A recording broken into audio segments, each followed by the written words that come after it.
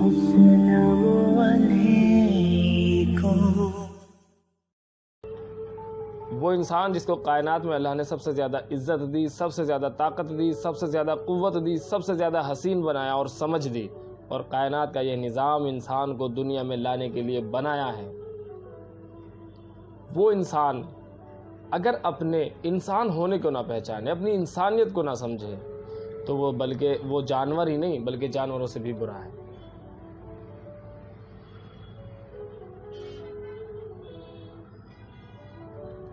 یہ کائنات بے مقصد اللہ نے نہیں پیدا کی، ہر چیز کا کوئی نہ کوئی خاص مقصد ہے۔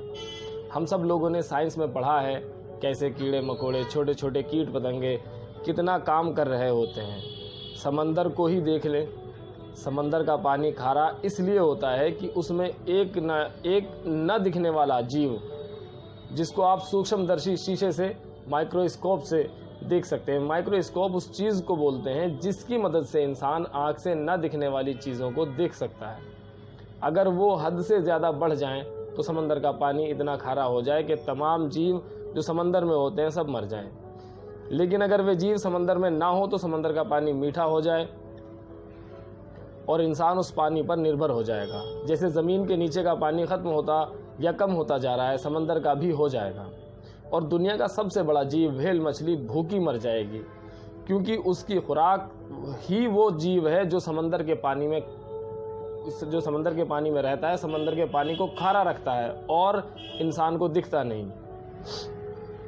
پانی زیادہ کھارا نہ ہو جائے، ان کو کنٹرول میں رکھنے کے لیے وھیل مچھلی کو پیدا کیا۔ وھیل مچھلی ایک دن میں کئی ٹرک کھانا کھاتی ہے اور اس کی خوراک انسان اپنی آنکھ سے دیکھ بھی نہیں سکتا۔ اور سینکڑوں ایسی مثال ہیں۔ کیچوا زمین کو اپجاؤ بناتا ہے، کھیتی کے قابل، اور پیڑ پھل، چھایا اور زمین کے کٹاؤ کو روکتے ہیں۔ پیڑ زمین میں اس لیے ہوتے ہیں کہ وہ چھایا بھی دیں، پھل بھی دیں، اور پھر زمین کے بہاؤ کو، جو پانی میں زمین ہر سال چلی جاتی ہے، اس کے کٹاؤ کو روکے۔ اللہ رب العزت نے قرآن شریف میں ارشاد فرمایا ہے کہ ہم زمین کو اس کے کناروں سے کم کرتے جا رہے ہیں، زمین جلدی ساری ختم نہ ہو جائے، اس نے پیڑوں کو پیدا کیا۔ تو انسان کو، جس کو کائنات میں اللہ نے سب سے زیادہ عزت دی، سب سے زیادہ طاقت دی، سب سے زیادہ سمجھ دی، سب سے زیادہ قوت دی، سب سے زیادہ حسین بنایا اور سمجھ دی، اور کائنات کا یہ نظام انسان کو دنیا میں لانے کے لیے بنایا، پھر یہ کیسے ہو سکتا ہے کہ اس کی پیدائش کے پیچھے کوئی مقصد نہ ہو؟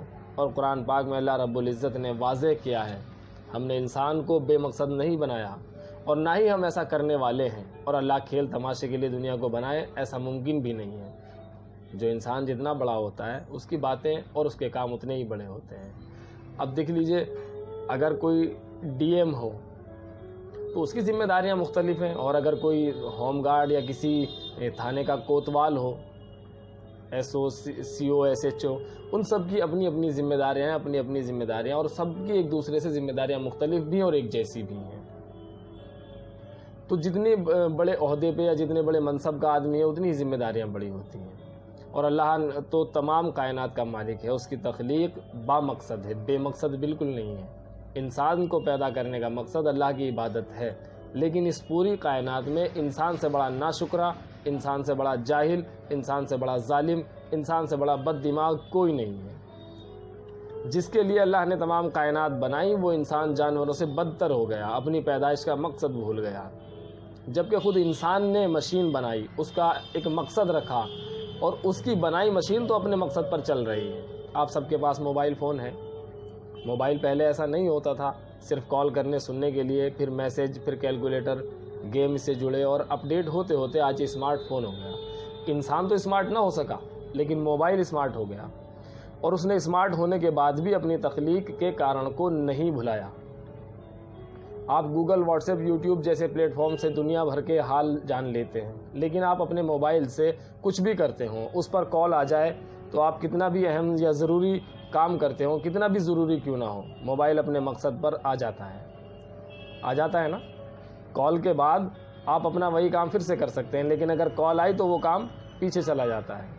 لیکن انسان اتنا بے عقل ہے کہ جب اذان ہوتی ہے تو انسان اپنے سارے کام کو، اپنے سارے معاملات کو چھوڑ کے مسجد میں حاضر نہیں ہوتا، وہ اپنی پیدائش کے مقصد کو نہیں پہچانتا، ہوتی رہتی ہے۔ اور اسے اپنی تخلیق کا مقصد یاد نہیں آتا۔ توحید، نماز، روزہ یہ ہر انسان کے لیے مسٹ ہیں، کرنے ہی ہوں گے اور سب کے لیے ایک جیسے ہیں، لیکن اصل مقصد سب کا الگ الگ ہوتا ہے۔ امیر کی پیدائش کا مقصد اور ہے، غریب کی پیدائش کا مقصد اور ہے، ڈاکٹر کی پیدائش کا مقصد اور ہے، انجینئر کی پیدائش کا اور عالم کی پیدائش کا مقصد اور ہے، جاہل کی پیدائش کا اور۔ سبھی کو اللہ نے کچھ چیزیں خاص دے کر بھیجا ہے۔ کوئی ذہین ہے، کسی کی آواز بہترین ہے، جس خاص نعمت سے نوازا گیا ہے اس میں اس کو اپنی تخلیق کا مقصد حاصل کرنا اصل بات ہے۔ جس کی آواز اچھی ہو وہ معاشرے میں پھیلی برائیوں کے خلاف آواز اٹھائے اور قرآن و حدیث کو بیان کرے۔ جس کی آواز اچھی ہوتی ہے اس کی باتیں لوگوں کو بہت پسند آتی ہیں، لوگوں کے کانوں کو اچھی لگتی ہیں، زیادہ اچھی لگتی ہیں۔ ایک ایسا آدمی بولے جس کی آواز اچھی نہ ہو، مدھر جسے بولتے ہیں، مدھر اور میٹھی نہ ہو، اور ایک ایسا بولے جس کی آواز پیاری ہو، تو دونوں کی باتیں اگر برابر میں چلائی جائیں تو اس کی بات زیادہ سنی جائے گی جس کی آواز اچھی ہو، جس کے بولنے کا انداز اچھا ہو۔ ایسے ہی ہر انسان کو، خاص کر مسلمان کو، اپنی پیدائش کے مقصد کو سمجھنا چاہیے۔ جس کی جو مہارت ہے اس میں دین کی خدمت کرے، قوم کی، انسانیت کی بھلائی کے کام کرے، جو بہتر ہو، اللہ کو پسند ہو، نبی کی سنت ہو، ہر حال میں کرے۔ جیسے جب نماز کا وقت ہو اپنے تمام مشاغل کو ترک کر کے آؤ اظہار بندگی کے لیے اور کہو حاضر ہیں ہمارے رب، ہم حاضر ہیں رب، تو دیکھ رہا ہے، تو ہمارا مالک ہے، تو نے اپنی عبادت کے لیے ہمیں پیدا کیا ہے، ہم ہمارے تمام ضروری کام، کاروبار اور گھر پریوار سب کو چھوڑ کر تیری عبادت کے لیے حاضر ہیں۔ ہمیں بڑی بہترین نیند آ رہی تھی فجر کے وقت، لیکن ہم نے نیند کو چھوڑا، نرم بستر کو چھوڑا، تیری عبادت کے لیے حاضر ہو گئے۔ کوئی بھی کام ہوگا تیری رضا کا، ہم اپنے اہم اور خاص مقصد کو چھوڑ کر تیری رضا کو اپنائیں گے اور تیری رضا کے لیے آئیں گے، تب جا کر ہم اپنی پیدائش کے مقصد کو پورا کر پائیں گے، ورنہ انسان کی زندگی اور جانور کی زندگی میں کوئی خاص فرق نہیں ہے۔ پیٹ بھرنے کے لیے زندہ ہیں، اگر ہم اپنے بچوں کو بڑا کر کے جینے کے قابل بنا دیتے ہیں تو جانور بھی اپنے بچوں کو جینے کے تمام گر سکھا دیتے ہیں، تمام ہنر سکھا دیتے ہیں۔ اگر ہم اپنے بچوں کو بہترین انسان اور اللہ کا فرما بردار نہیں بناتے، انسانیت کو فائدہ نہیں پہنچاتے، تو ہم اور جانوروں میں کوئی فرق نہیں ہے۔ اپنے گریبان میں جھانکو، دیکھو زندگی کیسے گزر رہی ہے، آگے کیا کرنا ہے۔ اللہ رب العزت نے ہمیں سمجھ اس لیے نہیں دی کہ ہم آنکھیں ہونے کے بعد اندھے ہو جائیں، کان ہونے کے بعد بہرے ہو جائیں، دل اور دماغ ہونے کے بعد سوچنا بند کر دیں۔ ہماری ذمہ داری ہے، ہمیں انسانیت کو آگے لے کے چلنا ہے اور اپنی ذمہ داریوں کو نبھانا ہے۔